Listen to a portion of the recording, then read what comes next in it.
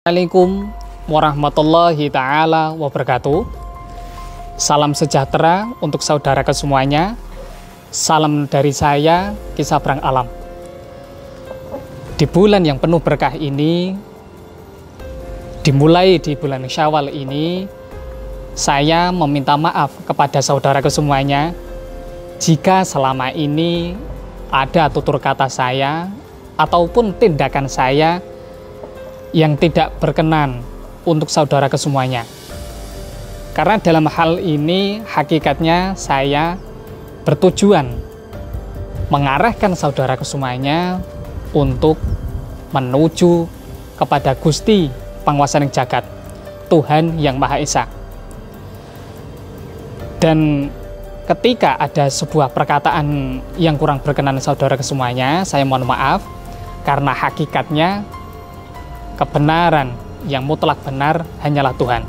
Saya hanya menyampaikan apa yang disampaikan oleh guru-guru saya. Pada kesempatan kali ini, saya akan membahas mengenai sebuah hakikat jodoh. Mengapa jodohku tidak kunjung datang?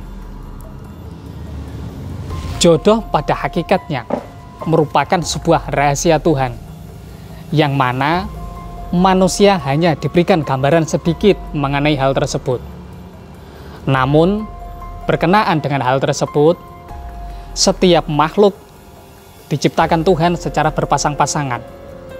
Makanya, saudaraku jangan khawatir ketika dalam hal ini saudaraku belum mendapatkan jodoh.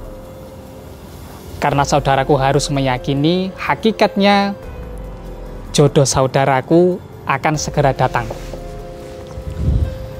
Di bulan Syawal ini, ketika saya berkunjung bersilaturahmi ke tempat tetangga saya ataupun guru-guru saya, pasti ada pertanyaan mengenai di mana pasangannya, kemudian kapan menikah.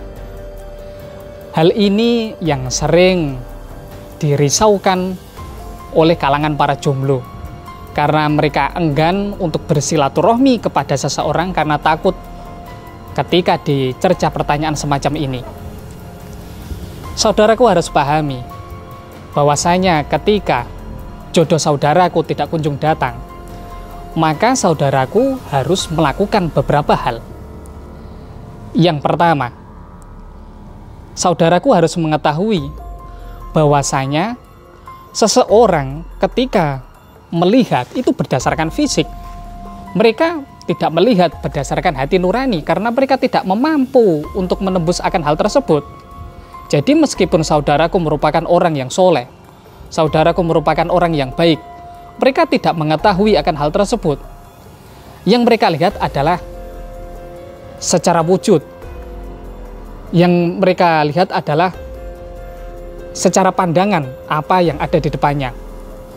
Maka hal yang perlu dilakukan agar saudaraku bisa terlihat lebih berwibawa, bisa terlihat lebih mempesona, salah satu caranya yaitu dengan melakukan beberapa amalan untuk membangkitkan energi asmoro dalam diri saudaraku semuanya. Untuk membangkitkan energi asmoro, para guru sejati mengajarkan mengenai beberapa hal. Yang pertama, mulai dengan laku mandi. Laku mandi ini memang sengaja dilakukan dengan membaca doa-doa khusus ataupun mantra khusus. Memang sengaja ketika diguyurkan, meminta kepada Tuhan agar semua energi negatif dihilangkan dan energi asmoronya juga dibangkitkan. Kemudian selain melakukan amalan tersebut, para guru sejati sering melakukan beberapa amalan wirid seperti doa Yusuf yang insya Allah bunyinya seperti ini. إذ قال يوسف لأبيه يا أبت إني رأيت 11 كوكبا والشمس والقمر رأيتهم لي ساجدين. Quran surat Yusuf ayat 4 ini sering dibaca oleh saudaraku yang lainnya. Tujuannya memang untuk masalah asmoro, agar mereka bisa terlihat lebih berwibawa, asmoronya lebih terlihat, dan orang ketika melihatnya lebih menyukai. Namun permasalahannya, jika saudaraku dalam hal ini sudah memanfaatkan agama spiritual, mulai dari keris semar, mustika jaran goyang, ataupun mustika semar kuning, ataupun batu combong, namun dalam hal ini belum bisa mendatangkan jodohnya, maka saudaraku perlu melakukan sebuah muhasabah. Mengapa selama ini jodohku tidak kunjung datang? Bisa jadi saudaraku dalam meminta merupakan permintaan yang belum dibutuhkan oleh saudaraku, karena Tuhan mengabulkan berdasarkan apa yang saudaraku butuhkan, bukan apa yang saudaraku inginkan. Saya teringat oleh beberapa teman saya waktu di Padepokan.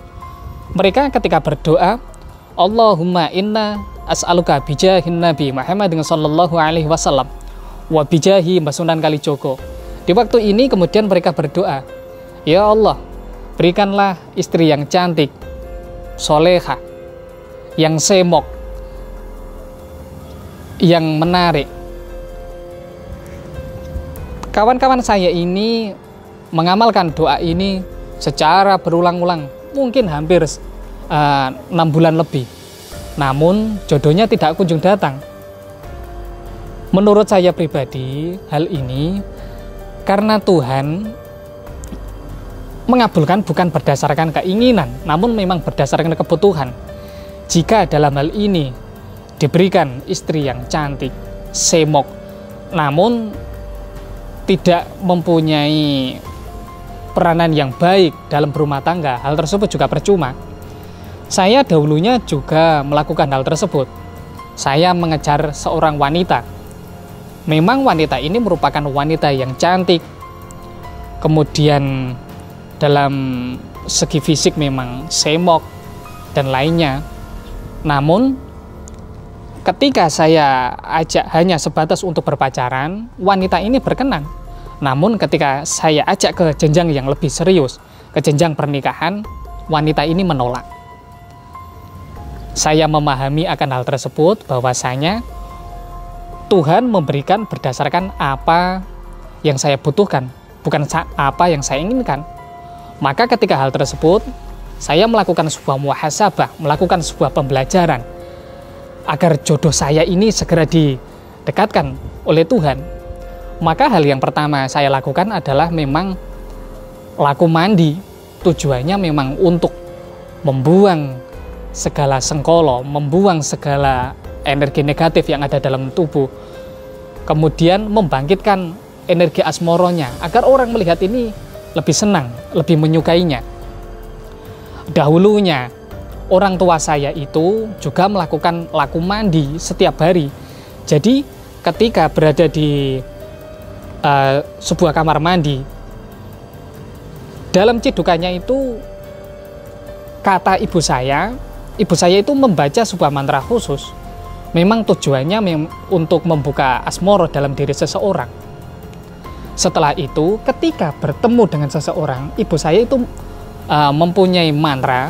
Tujuannya memang agar bisa mempengaruhi orang tersebut, orang yang kita tuju, agar lebih cinta, lebih sayang kepada kita. Maka ketika saudaraku mempunyai sebuah pertanyaan, mengapa jodohku tidak kunjung datang? Maka hal yang perlu dilakukan yaitu membuka energi asmoronya, melakukan sebuah muhasabah. Apakah yang pertama sudah membuka energi asmoronya, kemudian apakah sudah bisa memanfaatkan energi spiritual lebih maksimal, energi spiritual dari jimat, mustika, ataupun pusaka. Kemudian setelah itu apakah sudah melakukan sebuah usaha yang lebih maksimal. Karena doa ini merupakan sebuah pengikat. Doa ageman adalah sebuah pengikat antara manusia dengan Sang Khalik, dengan Tuhan. Maka untuk mewujudkan akan doa tersebut harus dilakukan dengan sebuah usaha yang maksimal.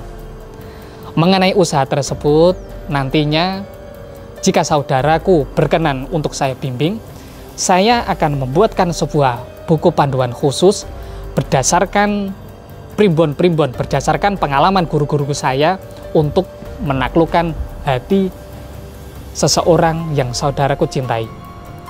Maka dari hal tersebut, jika saudaraku menemukan akan video ini, saudaraku tetap semangat, kejarlah seseorang yang saudaraku sayangi, kejarlah seseorang yang saudaraku cintai. Kurang lebihnya saya mohon maaf. Wassalamualaikum warahmatullahi ta'ala wabarakatuh. Salam sejahtera, salam dari saya, Ki Sabrang Alam.